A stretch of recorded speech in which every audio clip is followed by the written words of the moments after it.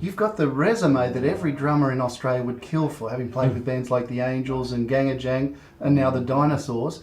Tell me about that project. Well, that's a great one. These are people that I've known for a long time.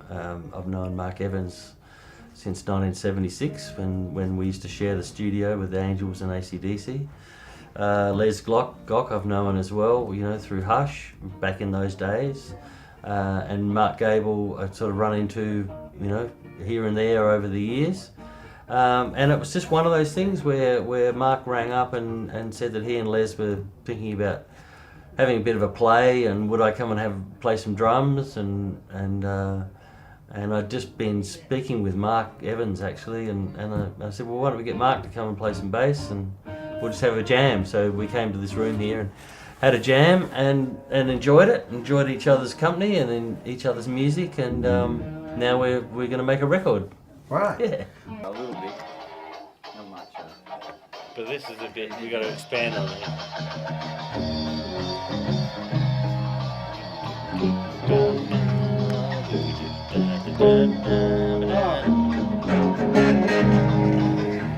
I've always had this vision that you could go to radio and go, hey, look, we're four guys. There's a guy from the Angels, guy from AC/DC, guy from Hush, there's a guy from Choirboys here, and we've produced some new original music.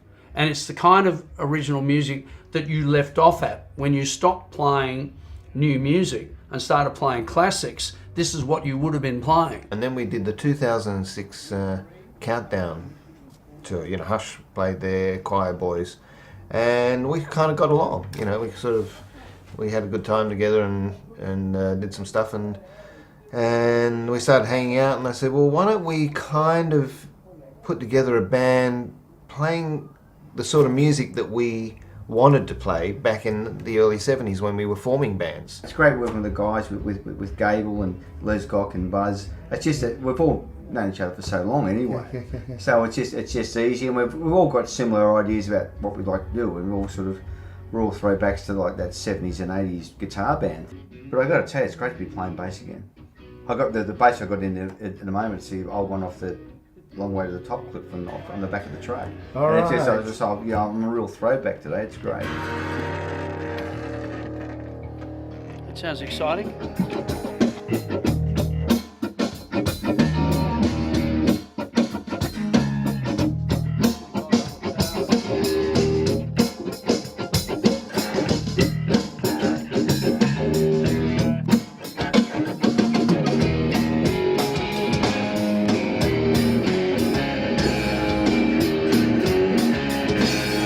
Who writes the songs?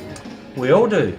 This is the very democratic process that we've come to after my 38 years of doing this, and that is that there are people within the four of us who maybe write a bit more than somebody else. I mean, Mark Gable is a songwriter; he writes his songs himself. I can write songs. The other guys are collaborators a bit, so we just throw bits in, and we everyone gets a songwriting credit. Yeah. Like lots of rhythm going on. Yeah, no, it just seems to be all. Doesn't seem to be.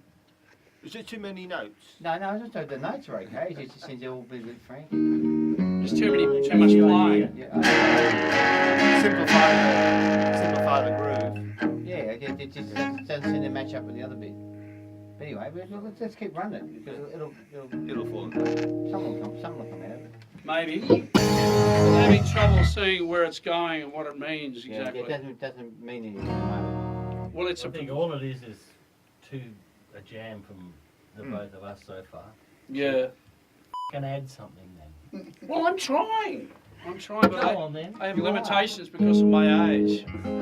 I sort of saw it's one of those kind of things like a Black Betty, where you have like just basically percussion.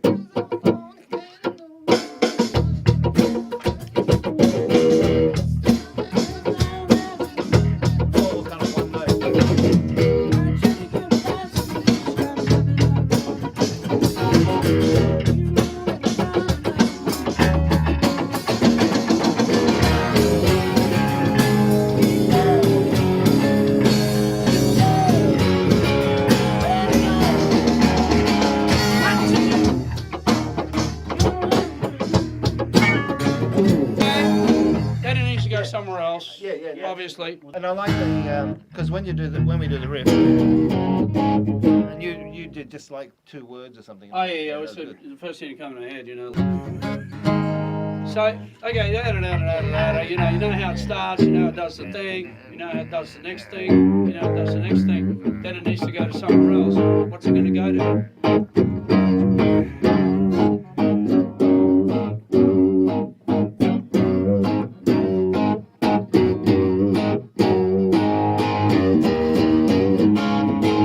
What do you bring to the songs?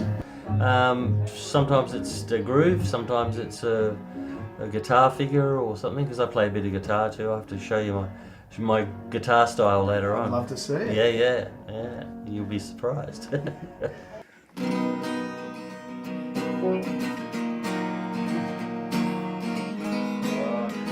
guitar again. We're not doing that song. No, Buzz is not playing into a mirror. I am playing in my own inimitable style. Did you play a minor chord? I did. Oh no. The saddest of all chords. But Stop it! I think I hear the sounds of men and people talking. Things recall. There you go. Yeah. I was looking forward to more of that. More of that song? Chip Taylor.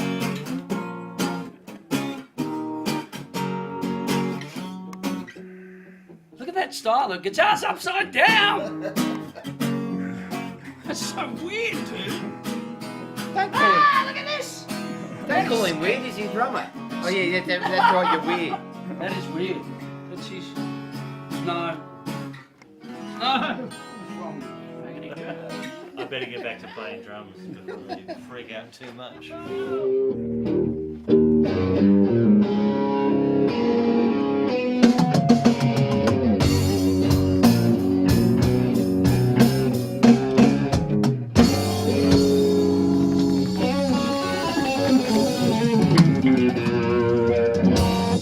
I've commented to all of the fellas just how much experience there is in that room. It's awful, isn't it? And what about the f***ing egos? Oh God. Do you think? Oh yeah. I thought I had a big one, but I'm on the bottom shelf here, man. Oh. These guys are serious. Don't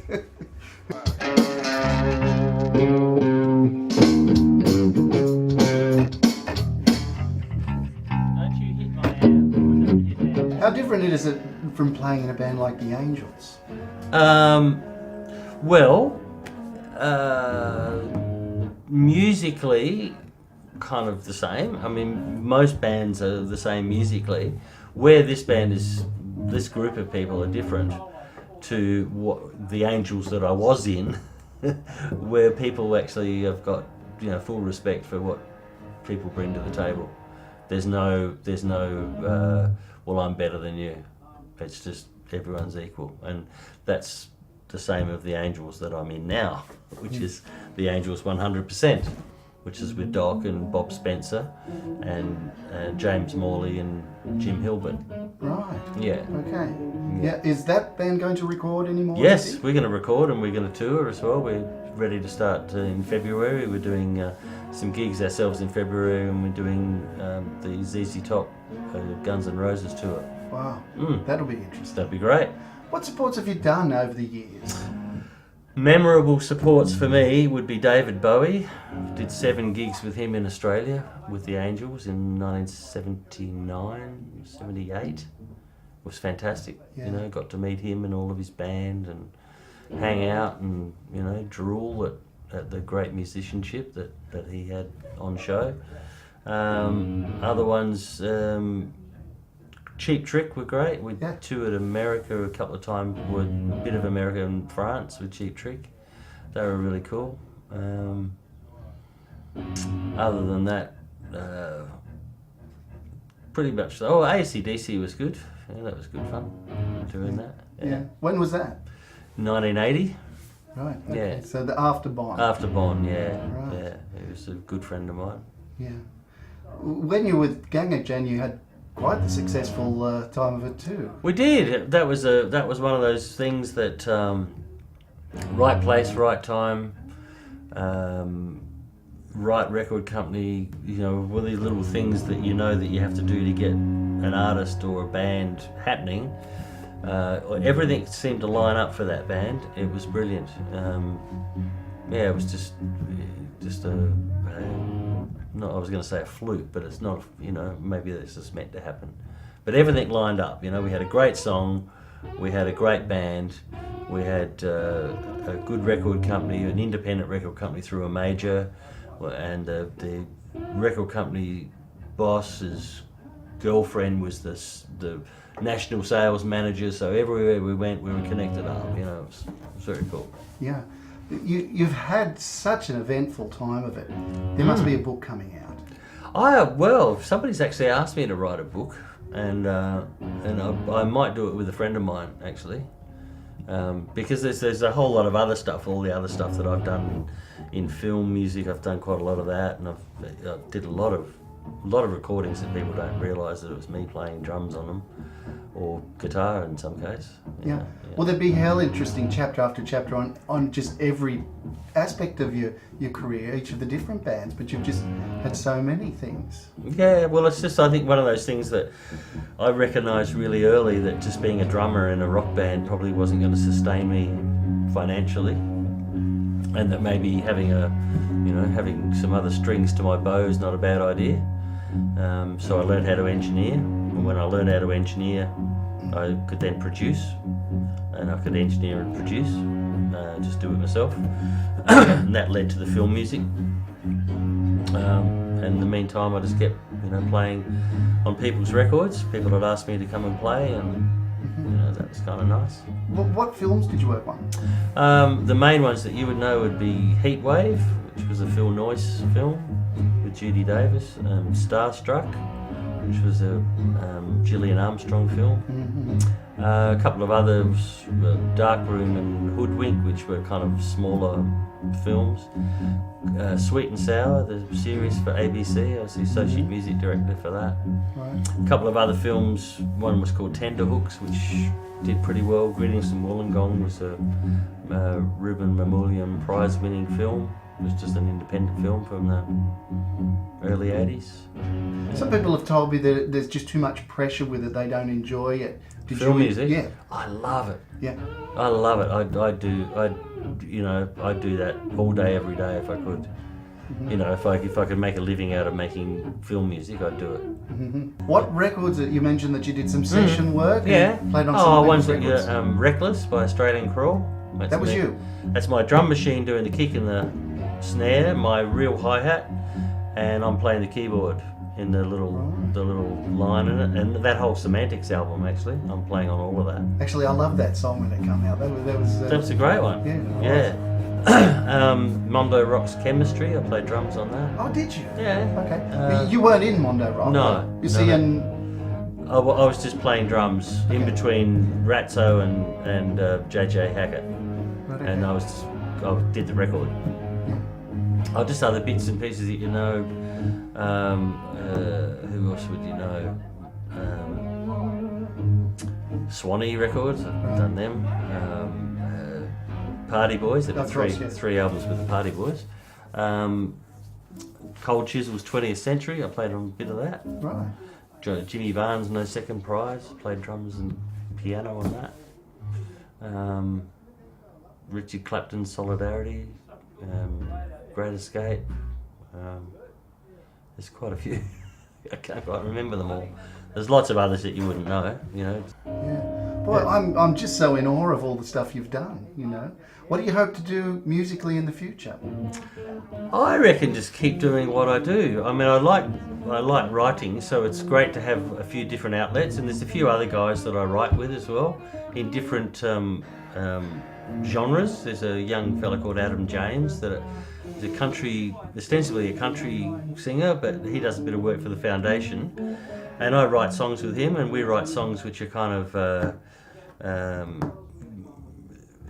Neil Young meets bread, if that makes any sense to you, right? You know, those songs by Bread, you know, Really melodic, David yeah. Gates, really melodic, and you know, major sevenths and all these sort of things going on, but with a really rough kind of Neil Young Harvest feel. So yeah, that's what I do with that with the Dinos. You know, we do rock, and I'm writing some stuff with Doc at the moment and with the Angels. So yeah, it's kind of cool. And I even write stuff with my son, who's 22. He's kind of into all sorts of. He's been through the whole dance music and DJ scene and all of that sort of stuff, but he's actually starting to realise that you know, real music has got a lot to offer. So he's playing guitar and keyboards as well. So yeah.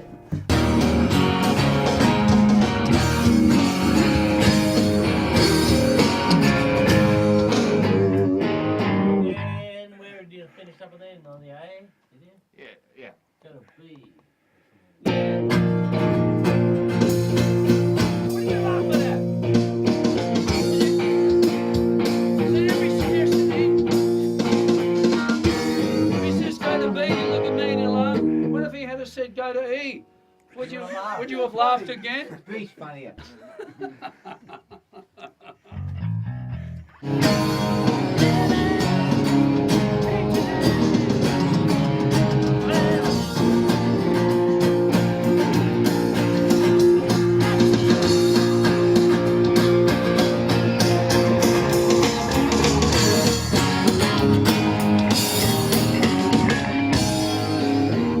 B's not quite right. No, that ain't right. That ain't moving me. Not yet. Let's move on to